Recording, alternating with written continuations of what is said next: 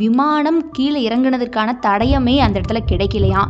ஆனால் அந்த ஏரிக்குள்ளே தான் விமானி கடைசியாக உள்ளே போயிருக்காரு அப்படிங்கிற மாதிரியான சில ப்ரூஃப்ஸ் இருந்திருக்கு.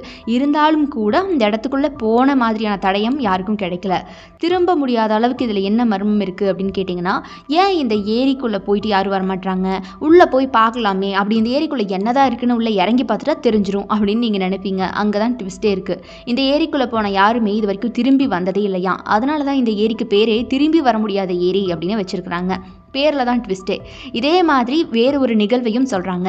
ஜப்பான் நாட்டு ராணுவ வீரர்கள் சில பேர் பார்த்திங்கன்னா போர் முடிஞ்சதும் நாட்டிற்கு திரும்ப செல்லும்போது இந்த ஏரியின் வழியாக கடந்து செல்ல முடிவு செஞ்சுருக்காங்க.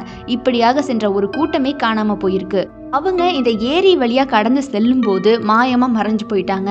ஒரு கூட்டமே காணாமல் போயிருக்கு அப்படின்னு ஒரு சில பேர் சொல்கிறாங்க. இன்னும் சில பேர் பார்த்திங்கன்னா அவங்க மலேரியாவில் இறந்து போயிட்டாங்க அப்படின்னு சொல்கிறாங்க. எது உண்மை அப்படின்னு இன்னைக்கு வரைக்கும் யாருக்குமே தெரியல.